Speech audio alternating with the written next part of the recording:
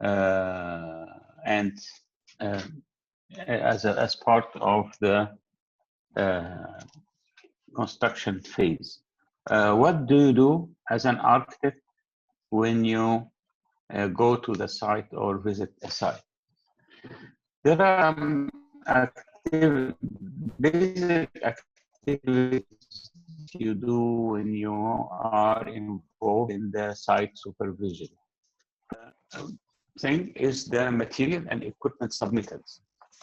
The architect will send you drawings. We call them shop drawings. And it is very important that you understand the difference between different types of drawings.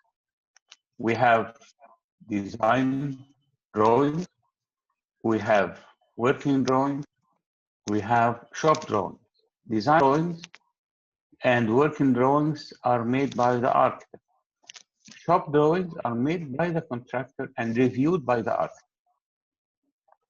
We will talk more about that later. Also, there is another type of drawing called as-is drawings. These are drawings that are provided by a contractor after the completion of the project of the actual constructed design. During construction, there are some modifications, changes approved by the owner or the architect. So after the building is built, the drawings might be different than the working drawings.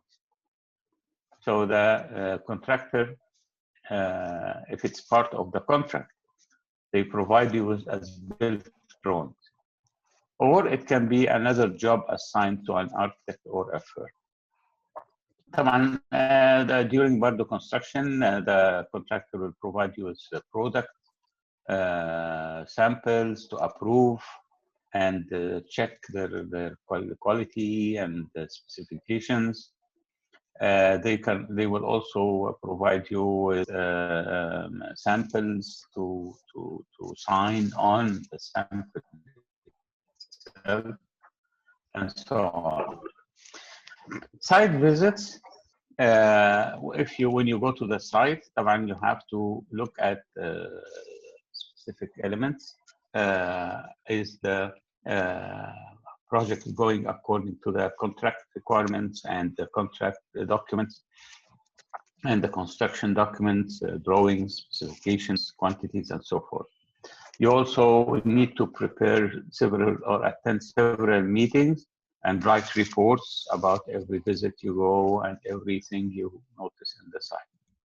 So there is what we call a pre-bid meeting, and before the contractors submit their bids, and there is a pre-construction meeting. So you meet with the client and the contractor to prepare the construction stage and hand over the site to the contractor. And there are several visits during the construction. And as we say, safety is first. You have to make all precautions so that you and the workers and everyone in the site are safe. So we'll talk about these responsibilities. And then you have also to make sure that the work is going according to the documents and contract, how to reject work if it's not following the contract documents, and whether you are allowed to stop the work or not. Testing and inspection is indicated in the contract documents. What type of testing is required of concrete cubes, of glass, of different materials. So you have to make sure that you are following that. So as we said, there is a stage of material and equipment submittals. And the most important thing is the shop drawings, and you have to understand exactly what is the what are the shop drawings, and what is your role as an architect in approving the shop drawings. Also, product data and samples. And these are submitted by the contractor to the architect during construction, and show the details, the intentions, and the specifications of the work to be implemented. And they have to be, the architect should make sure that it is following the construction documents and the working drawings that he or she submitted in the beginning. So they are more detailed than the working drawings. For the contractor, he cannot just use your working drawings for construction. They have to develop these shop drawing details. So they provide more information coming from subcontractors, manufacturers, suppliers, or distributor or illustrator to detail part of the work. So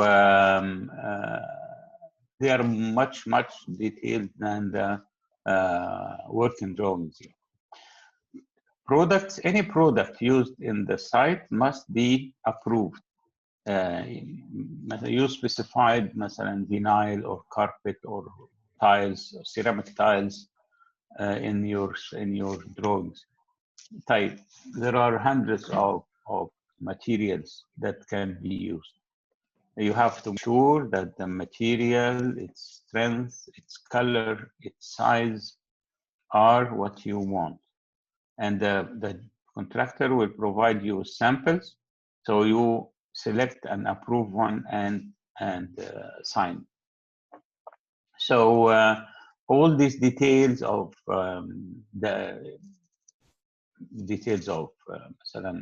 hotel rooms, they require a lot of details. Bathrooms, kitchen, the installation of ceramic tiles on the walls and the floors, how they connect together, details of fixed furniture. So many details are provided by the contractor. So these are all provided by the contractor to the architect to approve. Samples of materials. These are some examples of the difference between design drawing and shop drawing. In the design drawing, you as an architect provide basic information about the location of the lighting fixtures, the switches, telephone lines, and so on. But in the shop drawing, it's much more detailed. Everything in the design must be shown. So this is an example of a detail of a cabinet. It's the dimensions, location, equipment, and so forth. So you have to expect to receive these kinds of drawings and from the contractor, and they all come with officially with cover letter, with date, so that you have to approve it within a reasonable time limit. Your approval also is in writing. So you receive a letter with the drawings from the contractor, and then you return it with a cover letter with the approved documents. So there are hundreds of documents and letters going back and forth. That's why we say communication and management is very critical at this stage. So the drawings is sent back to the contractor, approved any samples, any data, and make sure that they follow the contract documents. This is your main role, is to follow the contract documents, the working drawings, the specifications, the quantities, the colors, the strength of the material, the size, and so forth. So you receive, the procedure is to receive the data from the contractor.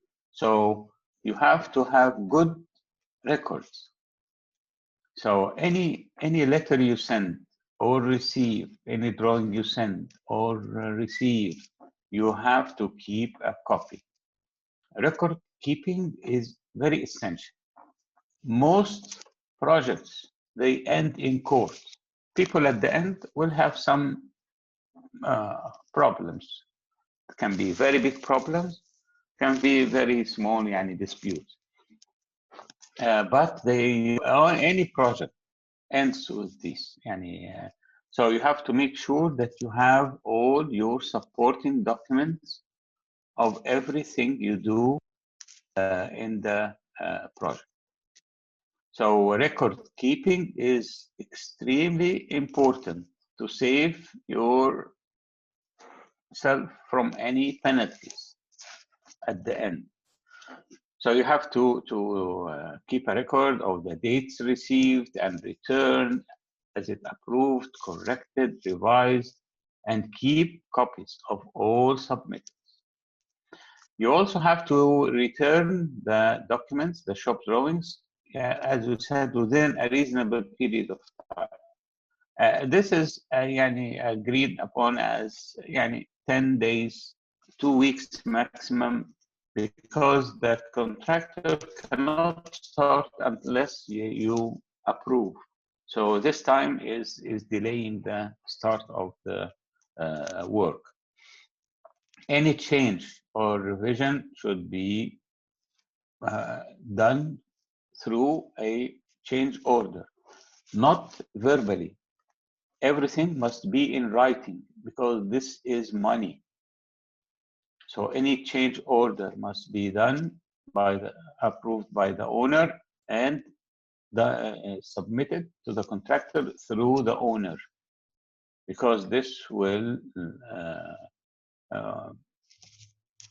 be translated to extra money paid by the owner.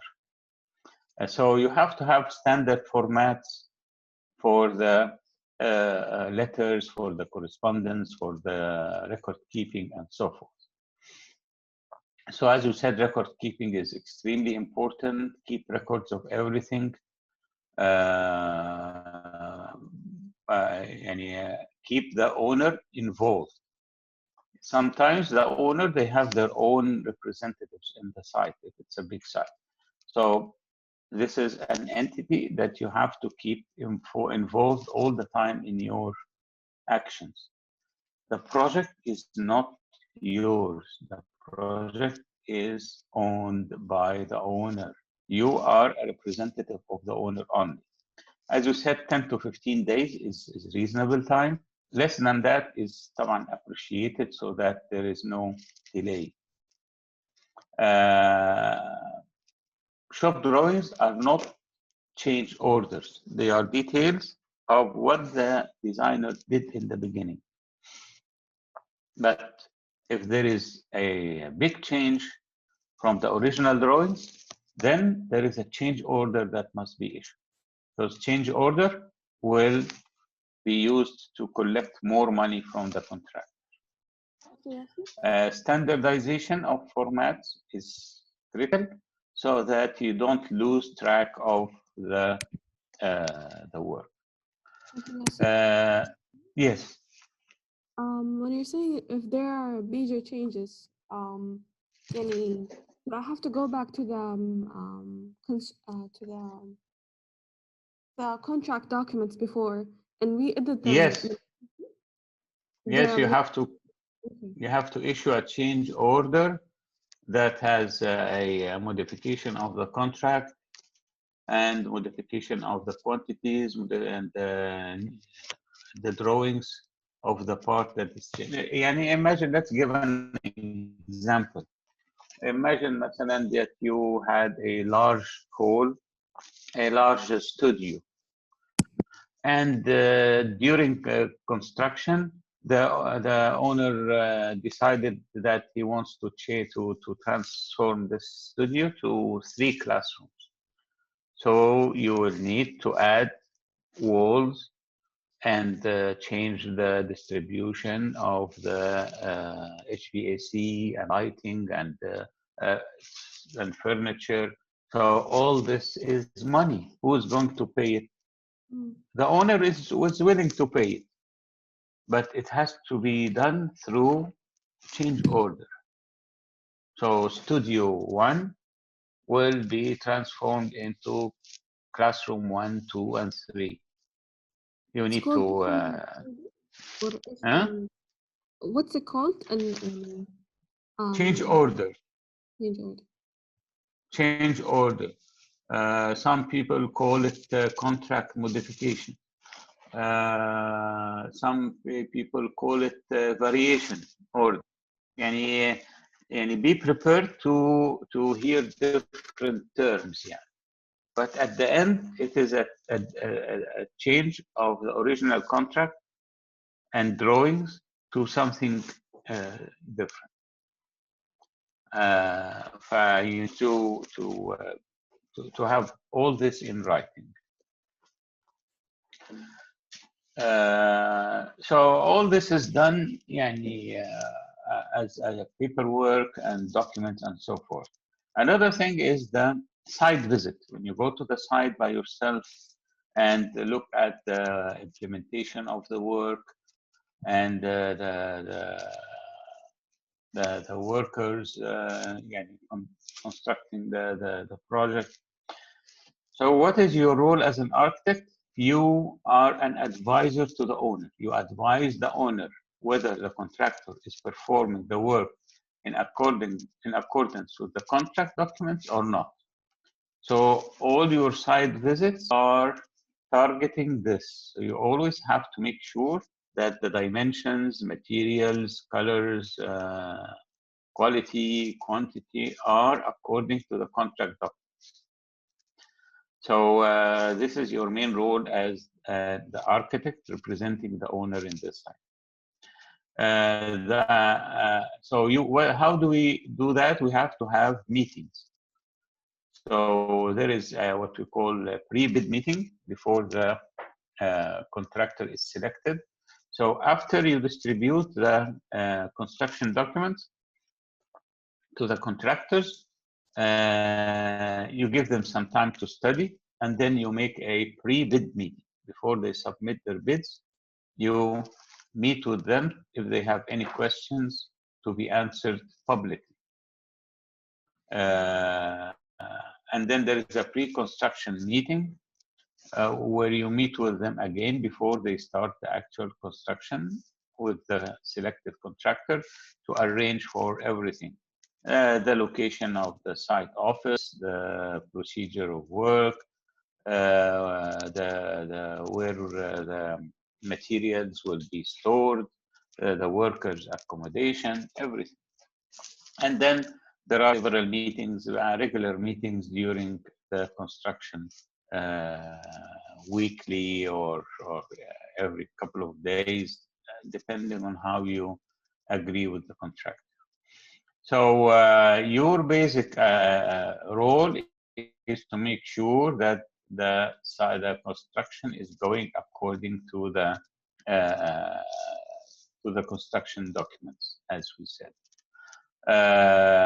So we inspect everything that is being implemented and how it is fixed. It's a daily work and teamwork with the contractor and the owner all the time. So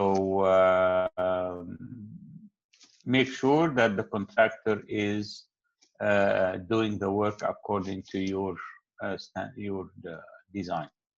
طبعا there will be several meetings. We have to know how to take meeting notes, meeting minutes of, and write minutes of meetings, and document everything. Every meeting, every change, every drawing. طبعا now we can document easily with pictures and cameras, and this is also useful.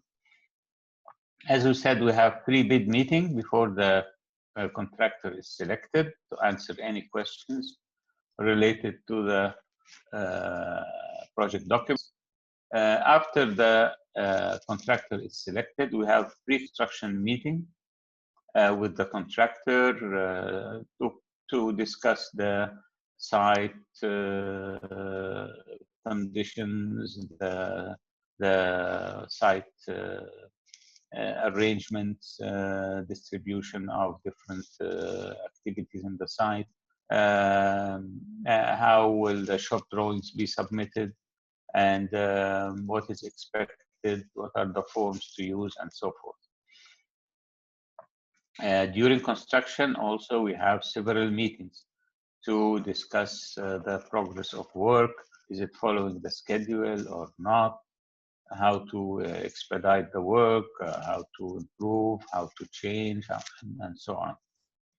So this is the life of the architect most of the time in the construction. They meet all the time.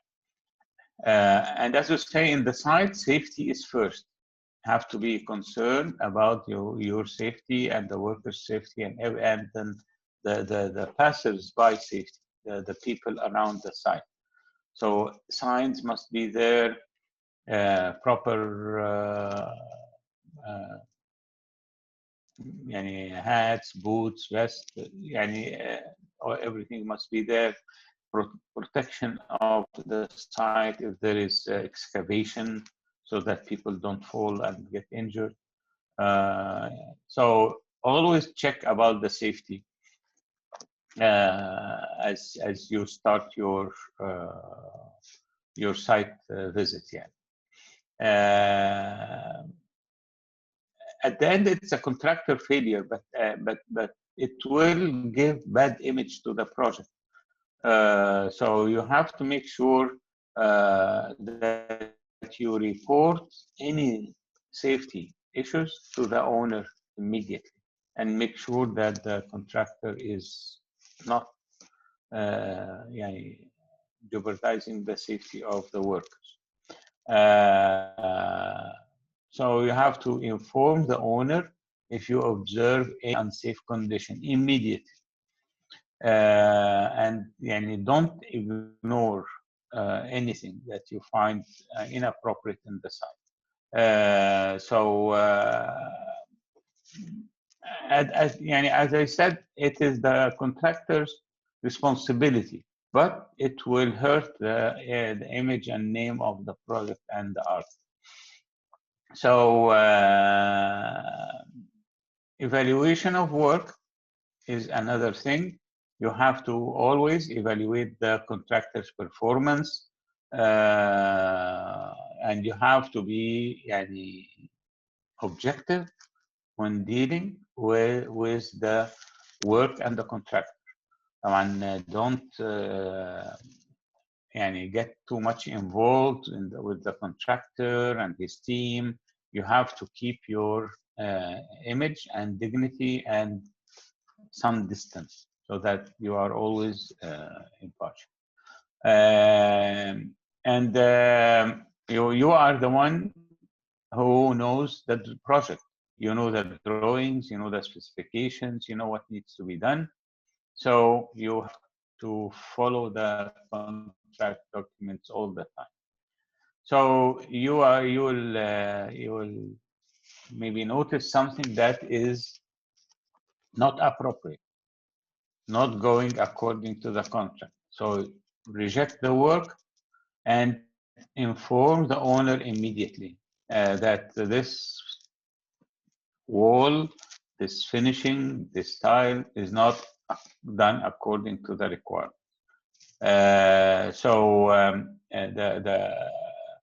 The architect does not have the right to stop the work. And you don't go to the site, I don't like this, stop the work. You cannot do that. Stopping the work is the owner's right, not the architect. If you find something that is not correct, not safe, not appropriate, you inform the owner, and the owner is the one who can stop the work, not the architect. So don't confuse your role as a representative of the owner with the role of the owner. So following the specifications and the drawings and the dimensions with the good quality that is following the building codes of the and laws. This is what your role is in the site. Testing, you can take samples and send them to testing laboratories or assign laboratories to make tests of soil, concrete, welding, and so forth. So some testing will be done on-site and some testing will be done off-site. مثلا concrete samples, materials, soil testing, they have to be taken from the site. But maybe samples of tiles, samples of carpet, samples of paint, they can be done in other laboratories. طبعا soil testing is done before and during construction, so you have to have good soil reports before the construction so that you can design your foundations, and also during the construction if there are any changes in the water level table and so forth. So make sure that all these testings and inspections are going according to schedule and done properly during your site visits. This is a sample of a site that is starting with the site conditions, and then they start to locate the center lines that you have in your drawings, and then they start to create construct the foundation and put the electricity and connections, and then for the being in the site is a different feeling. It takes a long time. Sometimes things happen, and sometimes if it's a concrete pouring or something, it happens quickly within hours. So scheduling is important. I think you have good information about the different types of scheduling. We have scheduling for design stage and scheduling for construction, and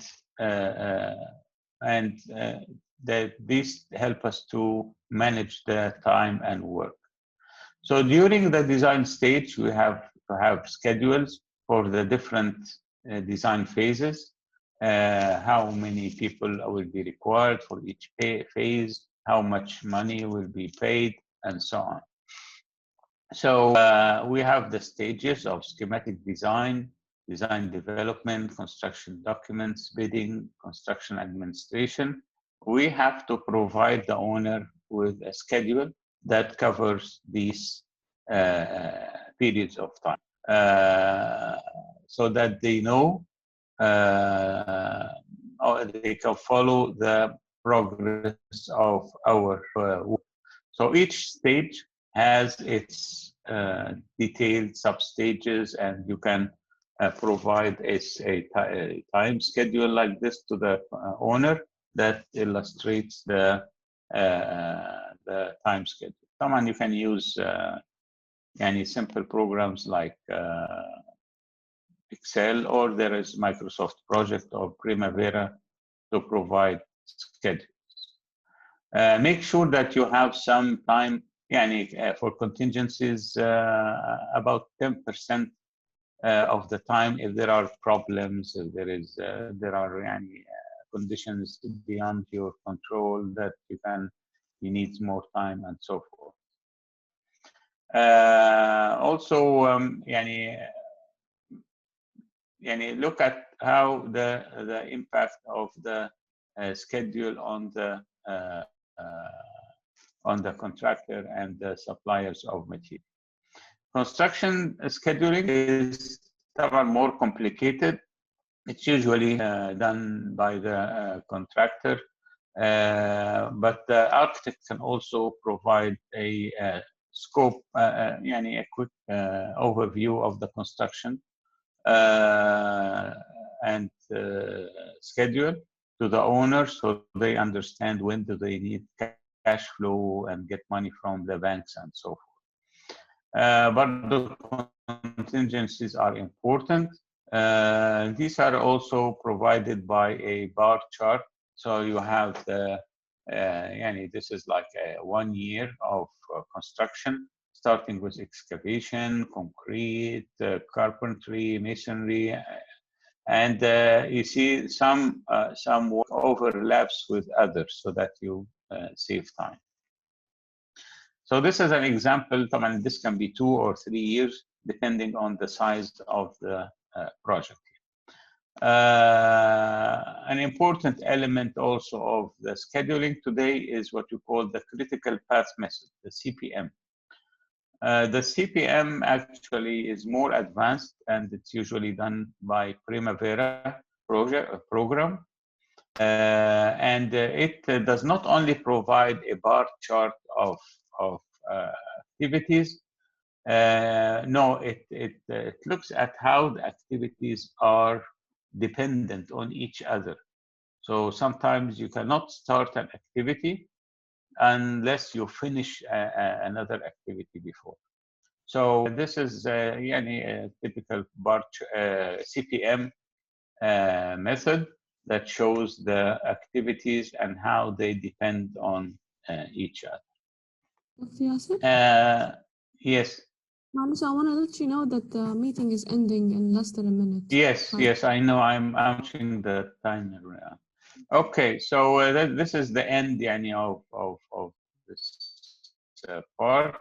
Inshallah, we'll continue when it's finished. So these are some of the topics that you can select. Inshallah, as we said in the beginning. The meeting will end now, and we will